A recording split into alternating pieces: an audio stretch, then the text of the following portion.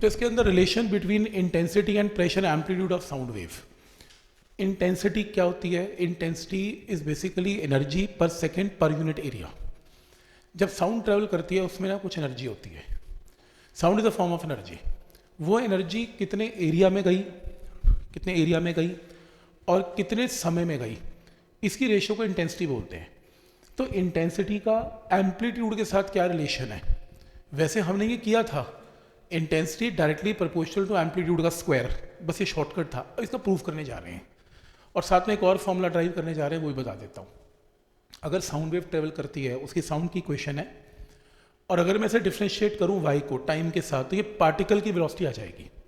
तो सॉल्व करके डिफ्रेंशिएट करके ये पार्टिकल की वेलोसिटी आ गई, निकाल लो। करना नहीं है, समझा रहा हूँ।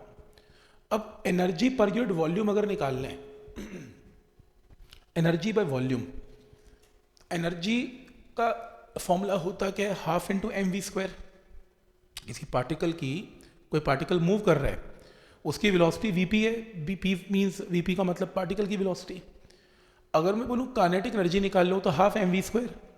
लेकिन अगर मैं वॉल्यूम से दोनों साइड्स को डिवाइड कर दूं तो मास बाय वॉल्यूम क्या बन जाएगी? डेंसिटी। तो यहाँ पर क्या आ गया? Kinetic energy per unit volume, ये इसकी वैल्यू आ गई। अब तुम्हें पार्टिकल की वेलोसिटी तो पता है, तुम इस पार्टिकल की वेलोसिटी को यहाँ पर पुट कर दो, उसको स्क्वायर कर दो, तो आपके पास क्या आ गई? Kinetic energy per unit volume time के साथ ऐसे चेंज कर रही है, और कॉस के आगे जो भी कोफिशिएंट है वो मैक्सिमम वैल्यू है, उसकी एम्पलीट्यूड है। तो this is maximum kinetic energy per unit volume. तो कॉस को छोड़ दिया, इसको बाहर निकाल लिया, तो ये एम्पलीट्यूड है। एम्पलीट्यूड का मतलब मैक्सिमम वैल्यू है, तो maximum kinetic energy per unit volume की वैल्यू आ गई। अब इसके अंदर maximum kinetic energy per unit volume की वैल्यू आ गई, इसको डिवाइड कर, और वॉल्यूम की वैल्यू क्या होती है? एस इंटू डी एक्स, जो आज हमने निकाला था अपने पिछले एक्सप्रेशन में। मैक्सिमम काइनेटिक एनर्जी को आप यहाँ पे ले जाओ, ये रही, मल्टीप्लाई कर दो। अब P का मतलब है पावर, पावर का मतलब है rate of transmission of energy. Power होती क्या है? Rate of change of energy.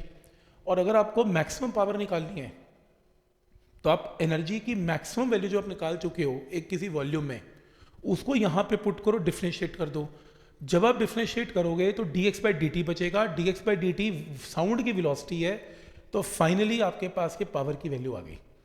अब इंटेंसिटी क्या होती है? एनर्जी पर second per unit area. Energy पर सेकेंड क्या होता है? पावर। पावर हम निकाल चुके हैं, इस पावर को उठा के यहाँ पे पुट करो और एरिया एस से डिवाइड करो, तो ये आपके पास इंटेंसिटी का फॉर्मूला आ गया। और एक बड़ा फेमस रिजल्ट है, intensity directly proportional to amplitude का स्क्वायर, ये यहाँ से आता है। तुमने क्या करना है? तुमने ये फॉर्मूला याद करना है।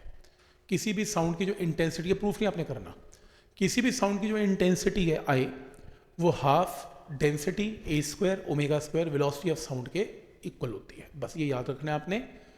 और दूसरा, इसमें ये रिजल्ट गिवन है, पर मेरे को लगता नहीं है इसको बहुत ज़्यादा करने की जरूरत पड़ेगी आपको। वैसे बता देता हूँ, हमने प्रेशर एम्पलीट्यूड निकाला था थोड़ी देर पहले, ये रहा, वहाँ से एम्पलीट्यूड निकाल लिया, इस एम्पलीट्यूड को यहाँ पे पुट कर दिया, तो इंटेंसिटी का नया फॉर्मूला आएगा जो प्रेशर एम्पलीट्यूड के स्क्वायर के डायरेक्टली प्रोपोर्शनल है। इतना फेमस नहीं है, ये फॉर्मूला फेमस है और ये फेमस है, इसको हाईलाइट कर लो, सफिशिएंट है। आपके PYQ में इसके ऊपर कोई ना कोई न्यूमेरिकल आपको मिल सकता है, इसको नोट कर लो बस।